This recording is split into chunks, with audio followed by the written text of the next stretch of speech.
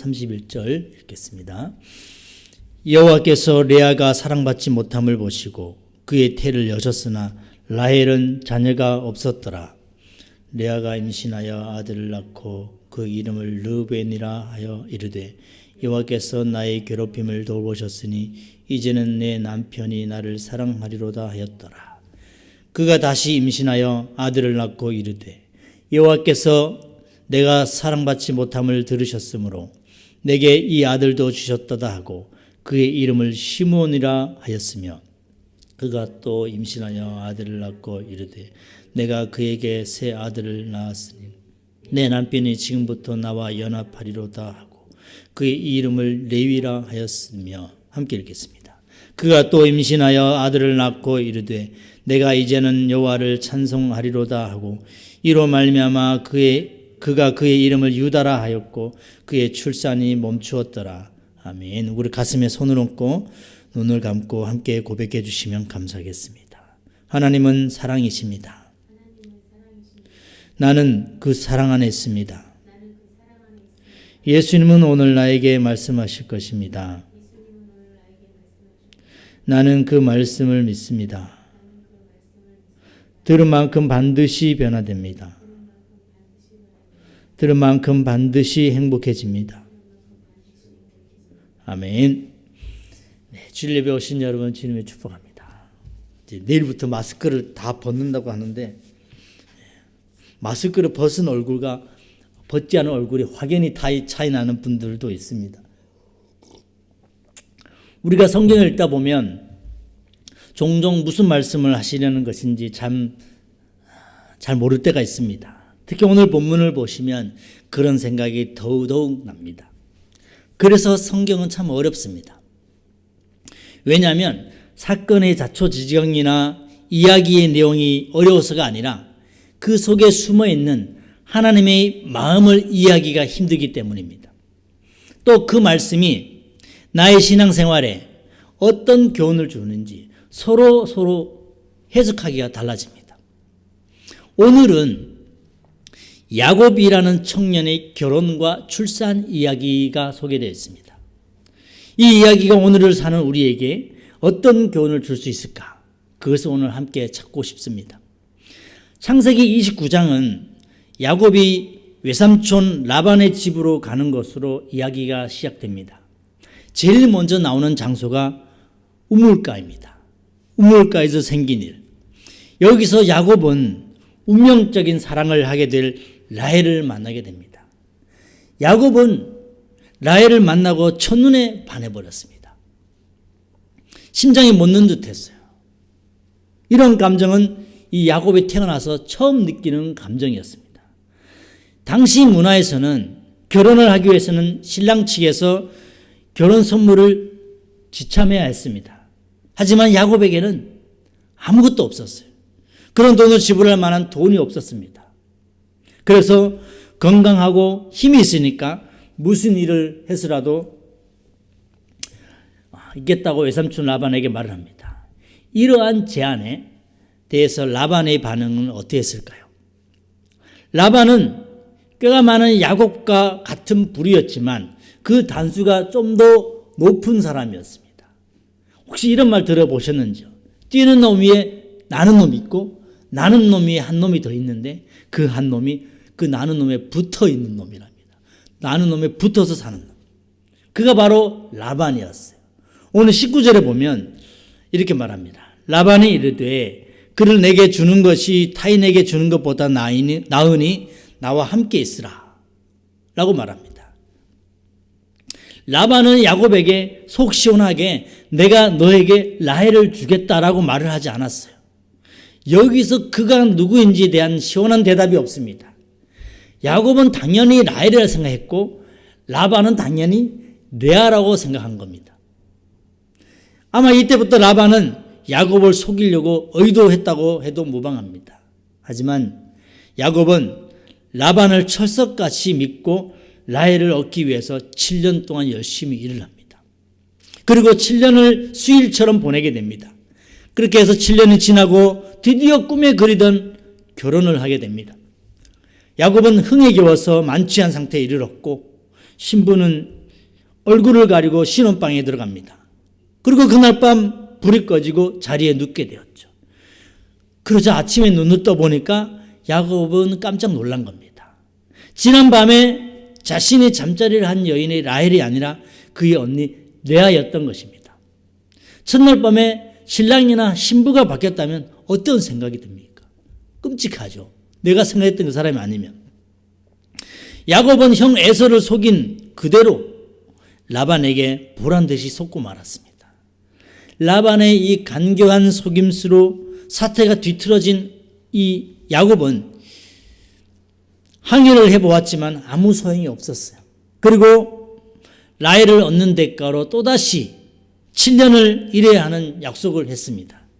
이것이 라반의 속임수로 인해서 벌어진 신부가 바뀐 결혼 이야기입니다. 오늘 우리가 읽은 31절부터 성경의 관심이 레아가 자녀를 4명을 출산하는 것에 모아지고 있어요. 야곱이 라헬에 대한 사랑은 완전히 집착적이었습니다. 그런데 그 라헬에게는요, 잡식이 없었어요.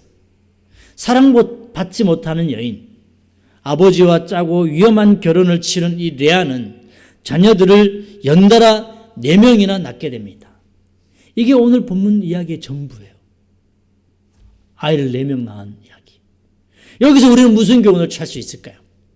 야곱처럼 남을 속이면 반드시 이렇게 속게 된다는 그런 교훈일까요? 아니면 라헬을 얻기 위해 사랑에 불타는 집념을 본받아야 된다는 그런 교훈일까요? 그것도 아니면 결혼식 날에는 만취 상태로 절대로 신혼방에 들어가서는 안 된다는 그런 교훈일까요? 이것도 저것도 아니면 복을 쟁취하려는 갈망의 사람인 레아처럼 열매를, 자녀를 거두게 된다는 그런 교훈일까? 모두 다 우리에게 만족스럽지 않은 답입니다. 오늘 우리가 이 본문을 이해하려면 우리가 살아가는 이 시대가 어떤 시대인지를 먼저 주목해야 됩니다. 또한 그 시대 속에서 하나님이 어떻게 일하실 것인지를 보아야 됩니다. 그러면 이 말씀이 이해가 됩니다.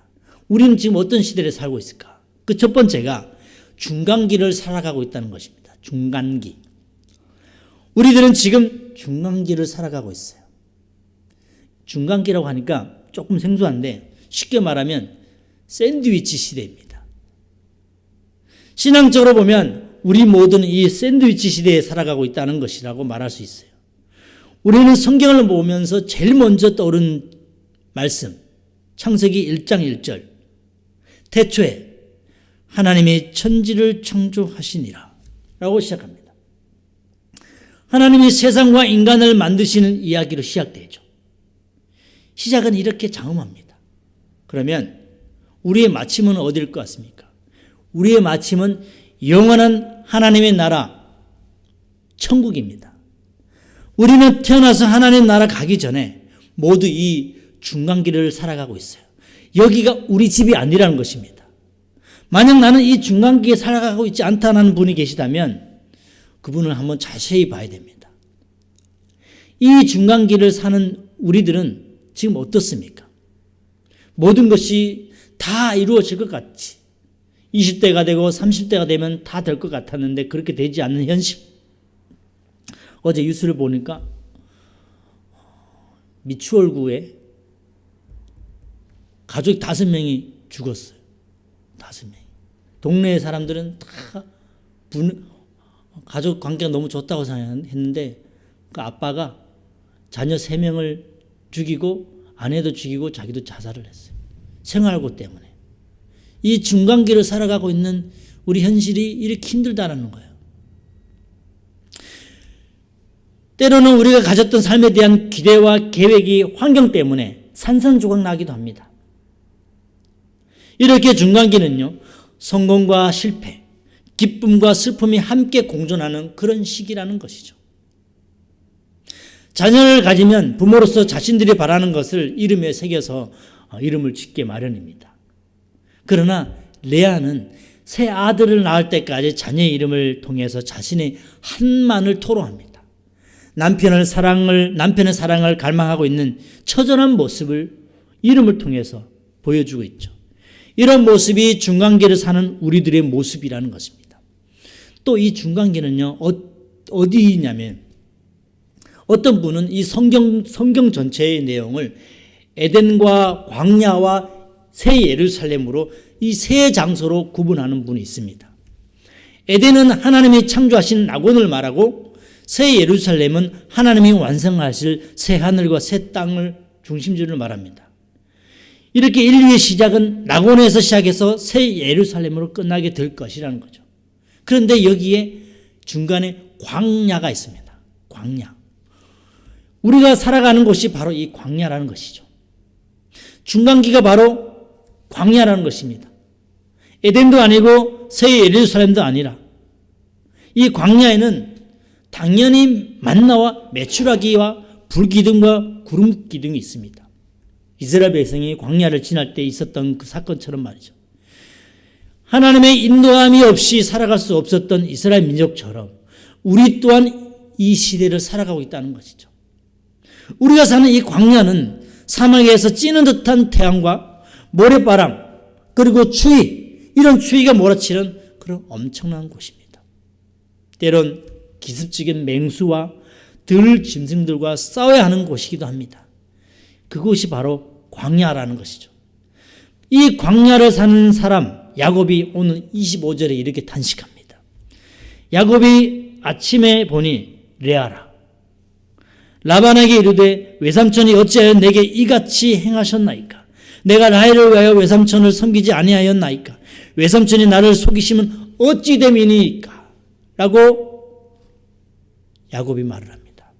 라반의 속임수로 인해서 첫날 밤을 레아와 보낸 야곱. 뭐라고 합니까? 야곱이 아침에 보니 레아라. 광야와 중간기 시대를 살아가는 모든 사람들의 탄식이 바로 이러합니다. 아침에 보니 라헬이 아니고 레아더라. 우리 선생님 일사후세 때 내려오셨잖아요. 여기 자유민주주의로 하고서. 그래서 자유민주주의라고 생각해서 살아봤는데 라헬이 아니고 레아였던 거예요. 그거랑 똑같은 겁니다. 그 시대를 살아오면서 얼마나 많은 실망을 했습니까? 이 나라와 민족을 통해서. 그렇게 우리 중간기를 사는 우리 모두는 아침에 일어나 보니 레아더라 라고 고백할 수밖에 없는 것이요. 성경은 오늘 야곱의 입을 통해서 그 사실을 우리에게 잘 알려줍니다. 우리가 그토록 애착을 가지고 기대한 세상이 바로 그런 곳이라는 거죠. 미국의 한 설교자가 이렇게 말했습니다. 우리의 삶에는 언제나 아침에 눈을 떠보면 라헬이 아니라 레아가 있다는 사실을 알아야 합니다. 라고 말이죠. 이게 무슨 말씀이냐면 정말 다시 태어나도 오빠랑 살겠다던 애인이 군대를 간 사이에 고무실을 거꾸로 실은 일. 아침에 눈을 뜨니 레아더라 라는 거죠. 여자들은 결혼만 하면 아침마다 김수현과 같은 남편이 꿀성대로 I love you 라든가 아니면 백종원과 같은 사람이 아침에 프랑스 요리를 준비하면서 봉주르라고 할 수도 있습니다. 그러나 결혼하고 나서 조금만 지나면 내가 선택한 사람이, 내가 꿈꾸던 그 사람이 일주일이 지나면, 1년이 지나면 레아더라라고 고백하게 된다는 거죠. 또 학생들은 죽으라고 공부해서 명문대학까지 갔다가 졸업하고 최고의 직장을 들어갔지만, 그리고 지인들에게 축하 문자도 보내고 그러지만 출근하자마자 야근을 합니다. 그것 또한 아침에 눈을 뜨는 레아더라 라고 고백할 수밖에 없는 것이죠. 이렇게 우리가 사는 광야 시대는 아침에 눈을 떠보니 레아더라 라고 탄식할 수밖에 없는 그런 곳임을 우리는 인정해야 됩니다. 세상에 대해서, 사람에 대해서 너무 큰 기대를 가지면 실망합니다. 내가 꿈꾸었던 십자가 걸려있는 교회를 갔는데 레아더라 라고 고백할 수밖에 없는 거예요. 실망을 하게 되고. 우리는 이렇게 기대가 크면 클수록 더 큰 실망을 하게 됩니다. 큰 기대를 가지면요, 더 큰 레아가 찾아오게 되어 있습니다. 저는 5년 전에 개척을 했습니다. 거의 매일 영적 전쟁이었어요. 개척하면 하나님께서 도와주실지 알고 했지만, 은혜는 많이 주셨지만 말씀을 주시지 않는 거예요. 너무나 조용한 겁니다. 저도 개척해 보니까 라헬이 아니고 레아드라였어요. 이렇게 우리의 삶은 아침에 눈을 떠보니 레아드라라고 고백할 수 없는 것입니다. 우리는 때론 라헬 대신에 레아를 만나게 되는 일들을 통해서 하나님께 크게 분노할 때가 있습니다. 내가 하나님을 어떻게 섬겼는데 라는 말이 나올 겁니다. 마치 야곱이 그랬던 것처럼 말이죠. 이렇게 세상은 우리가 기대하는 수준만큼 높은 만족을 주지 못하고 있습니다. 우리는 세상 그 누구를 통해서도 참된 만족을 찾을 수 없습니다. 남편도 아내도 자식도 아니라. 나중에 야곱이 다시 7년을 라반 밑에서 일하고 난 뒤에 라헬을 얻었습니다. 그리고 얼마 지나서 그 라헬도 내가 바라던 그 라헬이 아니라는 것을 그가 이렇게 말합니다. 창세기 30장 1, 2절에 라헬이 자기가 야곱에게서 아들을 낳지 못함을 보고 그의 언니를 시기하여 야곱에게 이르되 내게 자식을 낳게 하라. 그렇지 아니하면 내가 죽겠노라. 야곱이 라헬에게 성을 내어 이르되 그대를 임신하지 못하게 하시는 이는 하나님이시니 내가 하나님을 대신하겠느냐? 막 둘이 싸우는 거예요. 라헬이 야곱에게 이렇게 바가지를 긁는 겁니다. 이렇게 야곱은 얼마 지나지 않아서 진짜 라헬을 얻게 되었지만 그가 생각했던 라헬은 자식을 얻지 못해서 죽겠다고 매일매일 야곱을 괴롭힙니다. 야곱은 라헬에게도 그렇게 실망하게 됩니다. 그럼 아침에 눈을 떠보니 왜 레아일까요? 왜 레아일까요? 그것은 우리가 이 세상을 살아가고 있지만 이 세상의 사람이 아니라는 것을 우리에게 확인시켜 주는 겁니다. 뭐냐면 이 세상의 종착점이 지금 여기가 아니라는 거예요. 이 세상은 마치 음식을 먹기 전에 간을 보는 것처럼 잠깐 동안 가는 것입니다. 우리는 이 세상이 아니라 이 세상을 지나서 진정한 만족의 세계로 가는 그런 공동체입니다. 새하늘과 새 땅으로 가는 그런 공동체입니다. 우리가 이 세상에 살면서 그 어떤 것들도 나를 만족시키지 못하는 이유는 우리 모두는 다른 세계를 가기 위해 만들어져 있기 때문이에요.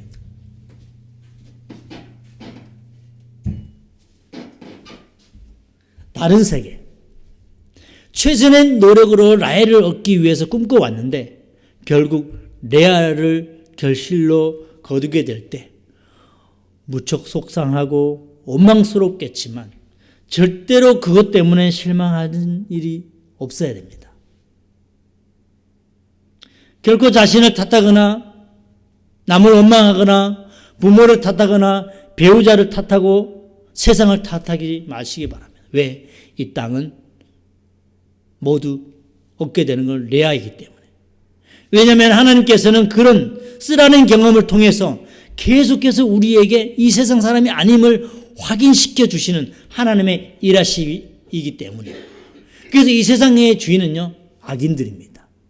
악인들은 너무나 살찌고 좋은 집에 좋은 차에 너무나 부강하게 살아가고 있기 때문에 그들의 집은 여기예요. 끝이 여기이기 때문에 우리의 세상살이는 마치 그것을 확인하며 걸어가게 만드신 하나님의 여정입니다. 이제 우리는 생각의 초점을 바꿔야 할 때예요. 선교지에서만의 순교가 아니라 우리 그리스도인들이 이 세상에서 살아내기 위해서 매일매일 영적 전쟁하는 지금의 이 순간도 우리에게는 순교의 여정으로 가는 것입니다.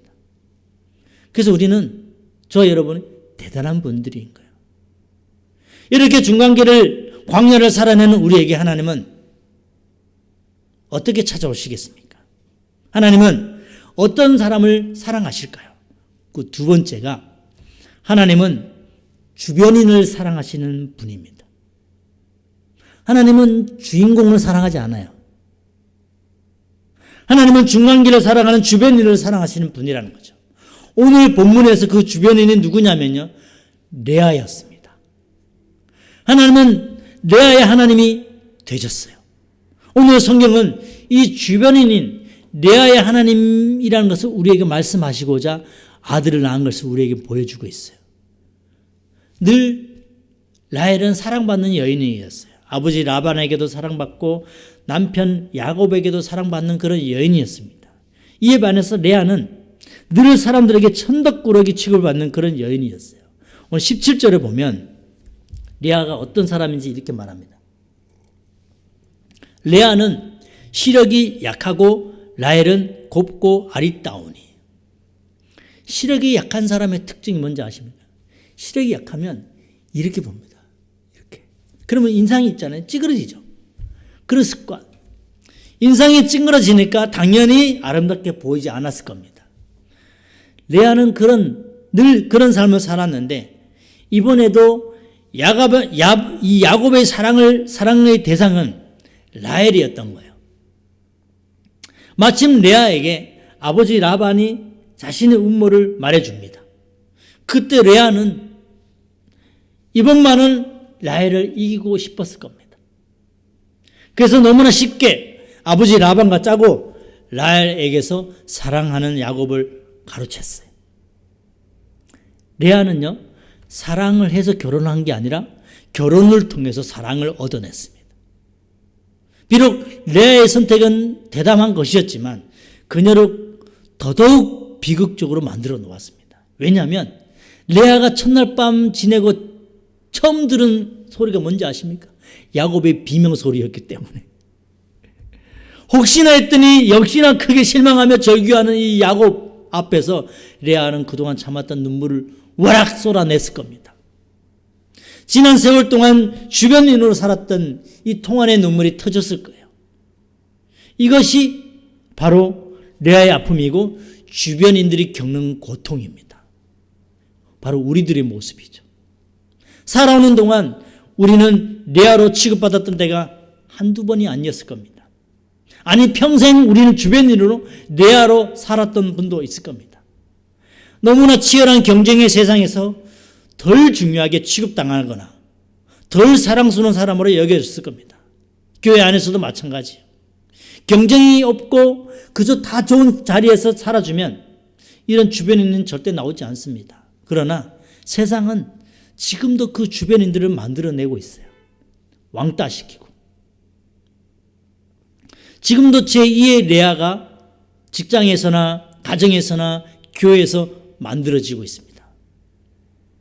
한정된 자리에서 한정된 자리를 차지하기 위해서 달려가야 하기 때문에 서열을 만들고 덜 인정받고 더 인정받는 사람이 생겨나는 겁니다. 1등과 꼴찌가 있고 10등이 있고 등수가 되게 매겨지는 거예요. 트로피를 받는 사람과 그렇지 못한 사람이 생겨나게 되는 것입니다. 저도 그런 열등감이 있었어요. 이와는 반대로 라헬의 인생을 사신 분도 있습니다. 지금은 내 자신이 곱고 아리따운 라헬같이 보이실 테지만 시간이 지나면 누구도 예외 없이 주변인의 길을 걷게 된다는 것입니다. 왜냐하면 세월에는 장사가 없기 때문이에요. 지금은 화장하고 서로를 속일 수 있지만 이 파운데이션으로 속일 수 있지만 아무리 파운데이션을 두껍게 발라도 이 주름살에는 이길 수가 없습니다. 화장이 아까울 때가 있다는 거죠. 세월의 흐름 앞에는 무패의 신화는 언젠가는 깨지고 말 것입니다. 스포츠 선수들도 마찬가지예요. 10대, 20대에 빛을 바라다가 20대 후반, 30대 넘어가면 다 라헬로 여겨지다가 레아로 취급받게 됩니다. 메이저리그 100승을 올린 박찬호, 맨유에서 활약했던 박지성도 나이가 들어서 다 내려왔습니다. 연예인들도 또 화려한 시절이 지나면 그 누구도 찾지 않는 그런 쓸쓸한 시간이 찾아옵니다. 권력도 마찬가지예요. 그래서 이 세상의 모든 것은 올라갈 때가 있으면 내려올 때가 있고 대접받을 때가 있으면 대접받지 못할 때가 있다는 것이죠. 그래서 누구나 주변인이 될 수 있다는 것입니다. 영향력 없는 사람이 되고 민폐를 끼치는 사람이 될 거라는 거죠. 어떤 권사님이 저에게 이런 말씀하셨어요. 목사님, 저의 소원은 치매에 걸리지 않고 건강하게 살다가 주님께 가는 것입니다. 라고 말을 했습니다. 자녀들에게는 짐이 되고 싶지 않은 거예요. 자녀들에게 천덕꾸러기인 레아가 되고 싶지 않았기 때문입니다. 그러나 기쁜 소식이 있어요. 세상이 다 나를 레아라고 하찮게 여길 때도 있지만 우리 하나님은 레아를 더 귀중히 여기신다는 것입니다. 주변인을 더 사랑하신 하나님이라는 거죠. 하나님은 세상적으로 볼 때 예쁜 구석이라고는 하나도 없는 남편을 속인 그런 레아를 찾아와 주셨어요. 긍휼히 여겨주셨어요. 오늘 31절에 보시면 여호와께서 레아가 사랑받지 못함을 보시고 그의 태를 여셨으나 라헬은 자녀가 없었더라. 그러니까 그의 태를 자녀를 주신 것은 여호와 하나님이셨던 거예요. 남편의 사랑은 없지만 하나님은 그녀를 사랑하셨어요. 레아의 하나님이셨어요. 레아는 어릴 때부터 받아야 할 사랑을 부모와 주변인에게 받지 못해서 집착이 대단했습니다. 그런데 이제 남편의 사랑마저도 받지 못하니까 죽을 맛이었을 겁니다. 그 상처는 이루 말할 수 없는 큰 상처였어요. 그런 레아를 하나님은 긍휼히 여기신 것입니다. 긍휼하신 하나님께서는 우리같이 주변인의 하나님이 계셔 주셨기 때문에 오늘 우리가 이 자리에 설 수 있었던 거예요. 그런 하나님이 계시기에 때때로 사람들에게 부당하게 레아로 취급을 당해도 레아로 살아가는 것이 아무리 아프고 고달파도 우리들은 다시 살아갈 용기와 희망을 얻게 됩니다. 이 성경에 나오는 모든 인물들은요, 다 주변인들이었습니다. 모세도 그랬고, 야곱도 그랬고, 하물며 다윗도 그랬어요. 다윗도. 그런데 더 놀라운 일이 일어났어요.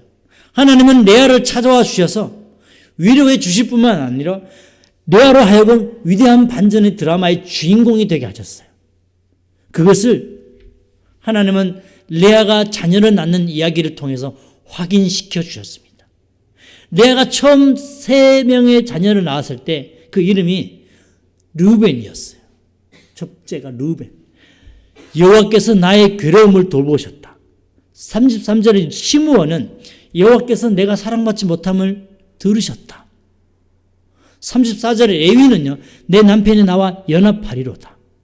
계속해서 하나님을 향한 원망도 짙게 깔려있지만 하나님을 향해 가고 있어요.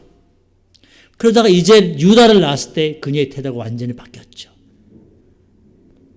유다, 내가 이제 여호와를 찬송하리로다 라고 이름을 지은 겁니다. 왜 그랬을까요? 레아는 야곱과 허무한 관계 때문에 하나님께 마음을 향하게 된 것입니다.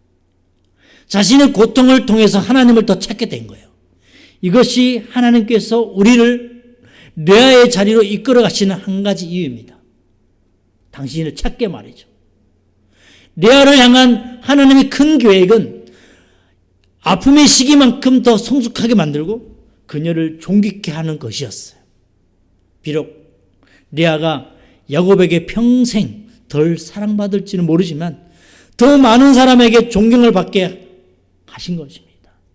나중에 레아는 야곱과 함께 이렇게 됩니다. 창세기 49장 31절에 아브라함과 그의 아내 사라가 거기 장사되었고 이삭과 그의 아내 리브가도 거기 장사되었으며 나도 레아를 그곳에 장사하였노라. 이스라엘 가면 베들레헴 가기 전에 헤브론이라는 팔레스타인 땅이 있습니다. 헤브론. 읍내 같은 땅인데 거기에 덩치가 어마어마하게 큰 건물이 하나 있는데 거기가 막벨라 굴입니다.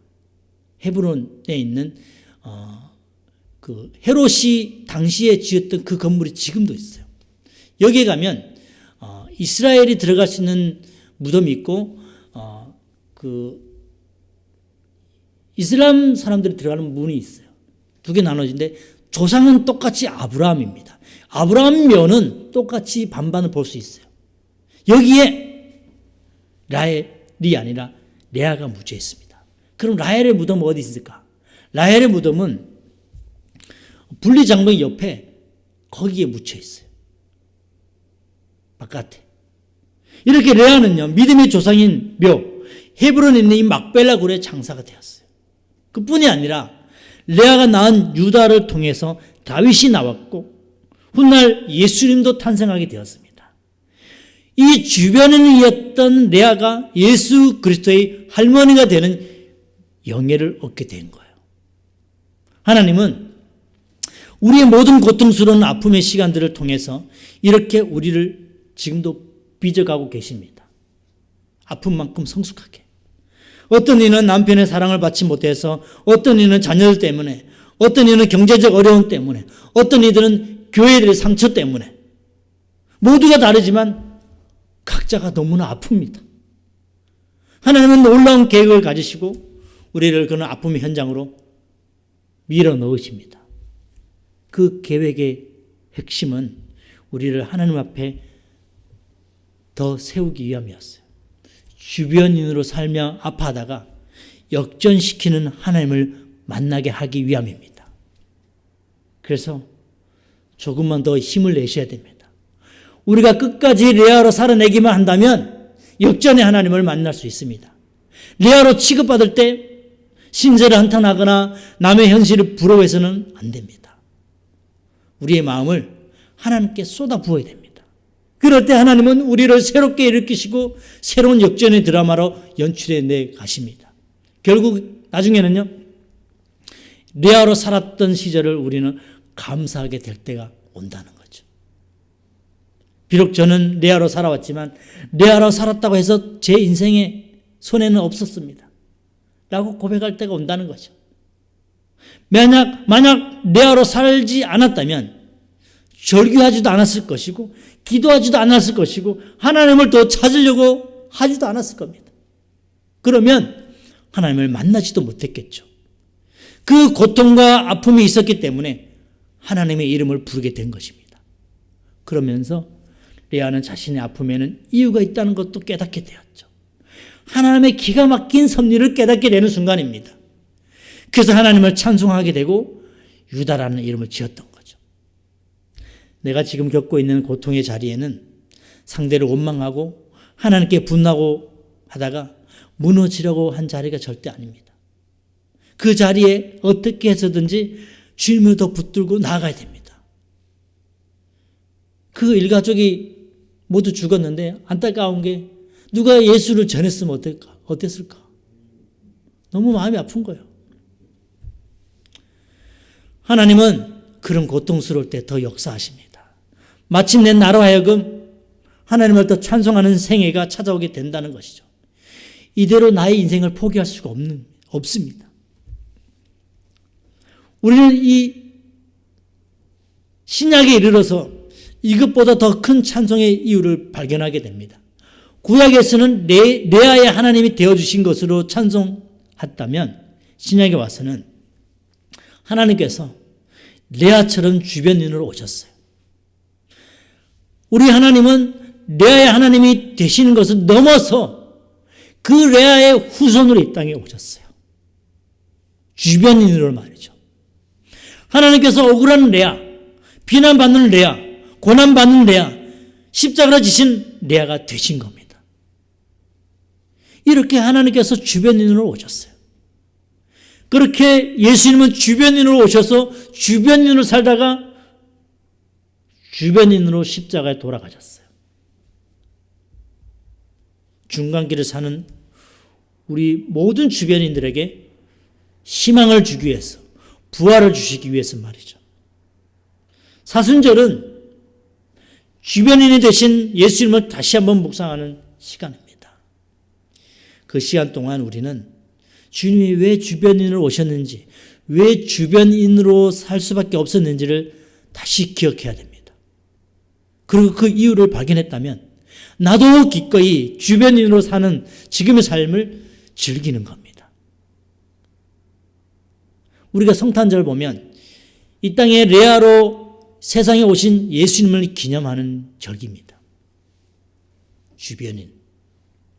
그러나 예수님께서 말구유에서 태어나시고 빛이 세상에 임했지만 세상은 그 빛을 인정하지 않았어요. 왜 주변인입니까?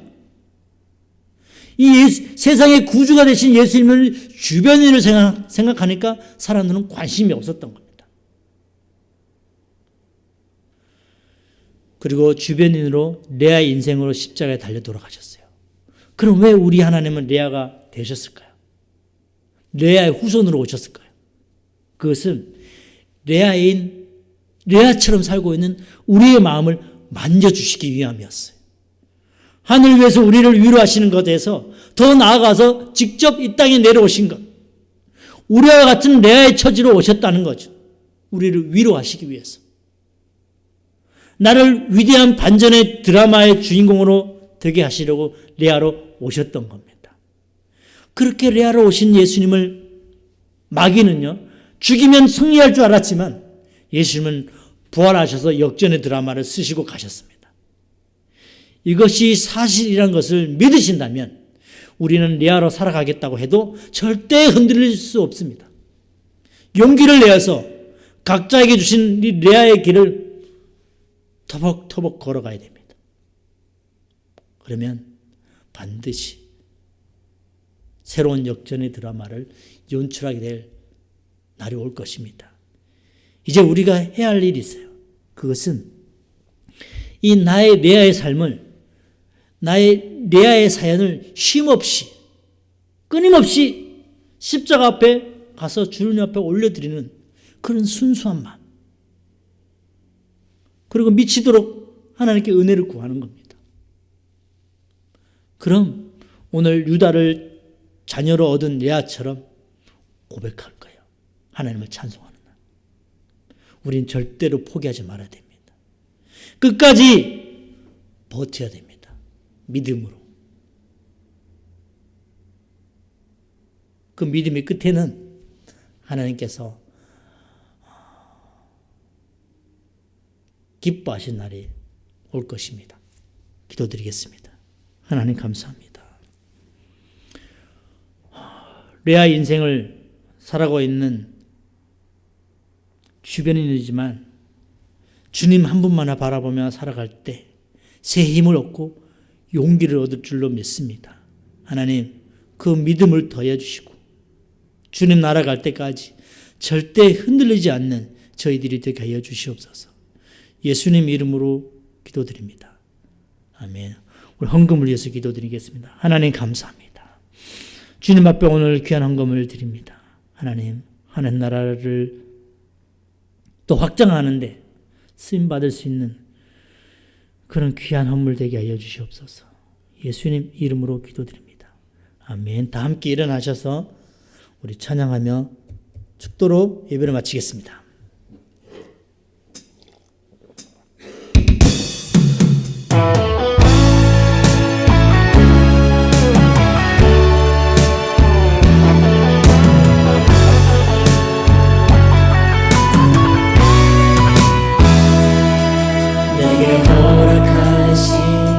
시련을 통해 나의 믿음 더욱 강하게 자라나고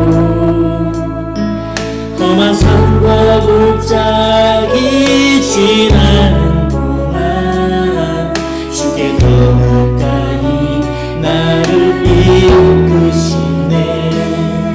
내가 겪는 시련이 어렵고 힘겨워도 내 주님보다 크지 않네.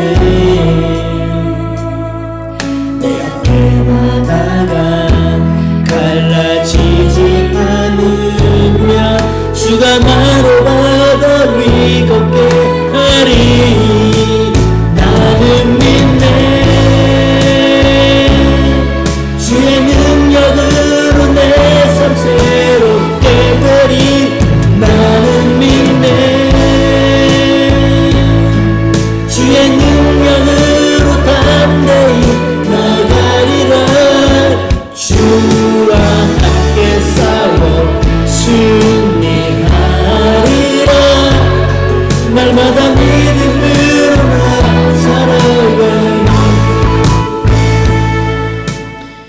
이제는 우리 주 예수 그리스도의 은혜와 하나님의 놀라우신 사랑과 성령님의 내주교통 충만하심이 오늘 레아의 삶을 살기 위해서 주변인으로 살아가는, 그리고 힘을 내서 용기를 내어 살아가는 성도들의 머리 위에 이제로부터 영원토록 함께할지어다.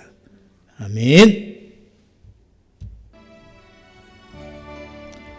감사합니다.